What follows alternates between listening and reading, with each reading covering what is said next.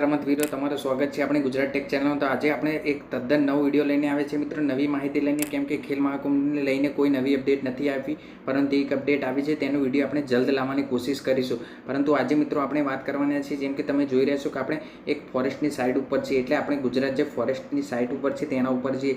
તો તમને આજે એવી માહિતી આપીશું મિત્રો કે તમે ફોરેસ્ટમાં કઈ રીતે ફરી શકો, એટલે આપણા જે વન વિભાગ છે તેમાં કઈ રીતે ફરી શકાય તે પણ તદ્દન ફ્રીમાં મિત્રો। આ આપણા ગુજરાત વિભાગના જે ફોરેસ્ટ વિભાગ છે તેના દ્વારા આ સ્કીમ લાવવામાં આવી છે, તેની બધી જ માહિતી આપીશું મિત્રો, અને અમે પણ તેમાં પાર્ટિસિપેટ કરવાની જરૂરથી કોશિશ કરીશું।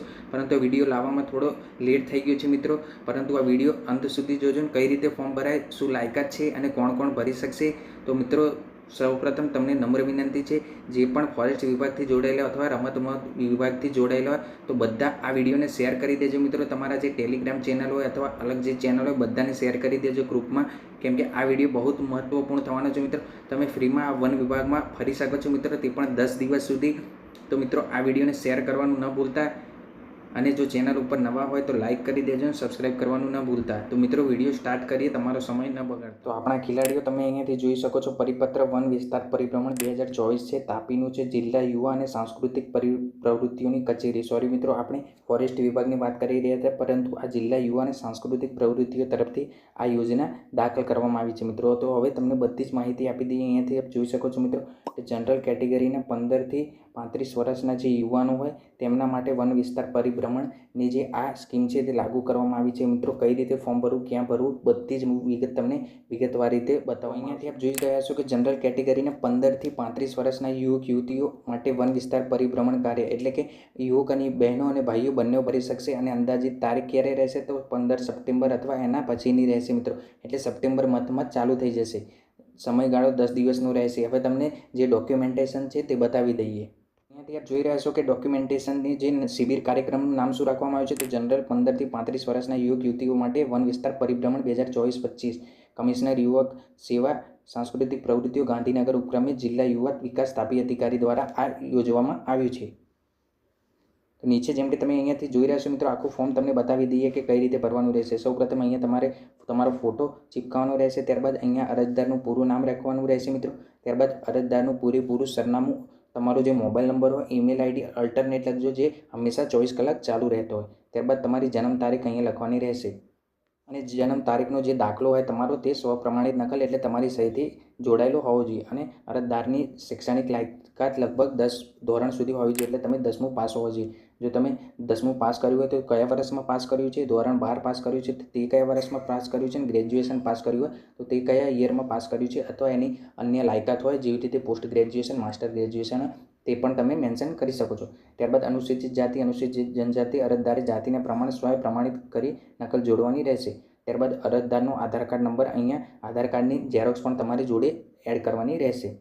ત્યારબાદ ડીબીટી દ્વારા ચૂકવણા માટે બેંકની વિગતો, ખાતા નંબર, આઈએફએસસી કોડની, તમારી જે કોઈ પૈસા અથવા આપવામાં આવે અથવા તમારી જે કોઈ મદદ કરવામાં આવે, જો તમે ત્યાં સારું પ્રદર્શન કરશો તો શાયદ મે બી મિત્રો તમને ત્યાં કોઈ સહાયતા આપવામાં આવે, તે માટે તમારી બેંકની વિગતો અહીંયા ભરવાની રહેશે, અને તમારી જે બેંકની પાસબુકની પ્રથમ પેજની નકલ હોય તે પણ તમને જોડવાની ત્યાં રહેશે।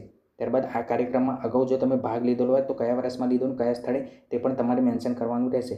ત્યારબાદ જો તમે એનસીસી એનએસએસમાં જોડાયેલા હોય અથવા નવી દિલ્હી 15 ઓગસ્ટ 26મી જાન્યુઆરી રમોત્સવ તાલુકા જિલ્લા રાજ્યમાં 1 થી 3 નંબરના વિજેતા ભાગ લીધો હોય તો પ્રમાણપત્રની સ્વયં પ્રમાણિત નકલ મૂકવાની જરૂરી રહેશે મિત્રો, તેથી તમને આગવતા મળશે, એટલે તમે આગળ પડતા તમે તેમાં પાર્ટિસિપેટ કરવાની લાયકાત વધુ ધરાવશો મિત્રો। ત્યારબાદ શારીરિક તંદુરસ્તી હોવા અંગેનું પ્રમાણપત્ર તમારી જોડે હોવું જોઈએ। એ આગળ ફોર્મ કેવું આવે છે તે પણ તમને બતાવીશું, એટલે કે તબીબીનું નામ, તબીબ, પ્રમાણપત્રની તારીખ, તે આખો ફોર્મ તમને આગળ બતાવવામાં આવશે મિત્રો। અરજદારનો વાલીનો સંમતિપત્ર, હવે સંમતિપત્ર ક્યાંથી મળશે, કઈ રીતે લખવું, કઈ રીતે જોઈન્ટ કરવું, તે બધી ડિટેલ તમને આગળ જણાવવામાં આવશે। અને છેલ્લે અહીંયા આપ જોઈ શકો છો કે આ ફોર્મ આવશે મિત્રો, આ ફોર્મની લિંક તમને નીચે ડિસ્ક્રિપ્શન બોક્સમાં આપી દઈશું મિત્રો, કઈ રીતે તે ભરવાની રહેશે, ડાઉનલોડ કરવાની કઈ રીતે રહેશે, તે સંપૂર્ણ જાણકારી તમને અંતમાં બતાવીશું। તો મિત્રો વિડીયોને સ્કીપ ન કરતા। આ કાર્યક્રમ શિબિરમાં હું સ્વેચ્છાએ જોડાઉં છું, જે મારા માટે મારા માતા પિતાની સંમતિ મળેલ છે મિત્રો। શારીરિક રીતે હું સક્ષમતા ધરાવું છું, ફોર્મમાં ભરેલ દરેક વિગતો સાચી છે। જો આ કાર્યક્રમમાં મને કોઈ ઈજા અથવા કોઈ પણ વસ્તુ થાય તો સંપૂર્ણ જવાબદારી મારી રહેશે। અરજદારની સહી એટલે તમારી સહી રહેશે, અને તમારું નામ, તમારી માતા પિતાની સહી રહેશે, ત્યારબાદ તારીખ, સ્થળ અહીંયા જોઈન્ટ કરવાનું રહેશે।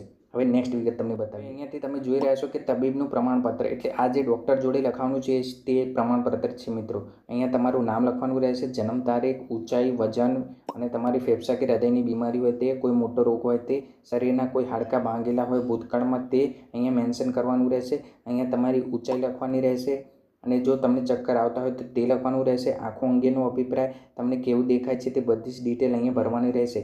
આથી પ્રમાણપત્ર આપવામાં આવે છે કે શ્રી જે તમારા ડૉક્ટર જોડે સાઇન કરાવવાની ડિટેલ હશે તે અહીંયાથી સાઇન કરીને તમને બધી જ યોગ્યતા તમારી જણાવી દેશે મિત્રો। અહીંયા એમનું રજિસ્ટ્રેશન અને બધી જ ડિટેલ લખી દેશે મિત્રો। અહીંયા વાલી સંમતિનું પ્રમાણપત્ર છે। હવે આમાં શું લખવાનું રહેશે તે પણ તમને બતાવી દઈએ। આથી હું શ્રી એટલે તમારું નામ, રહેવાસી એટલે આ ગામમાં રહે છું, તમારું સરનામું લખવાનું છે। આથી મારી લેખિત સંમતિ આપું છું કે વન વિસ્તાર પરિભ્રમણ કાર્યક્રમ 2024-25માં મારા પુત્ર પુત્રીનું જે અહીંયા નામ હોય તે લખવાનું રહેશે।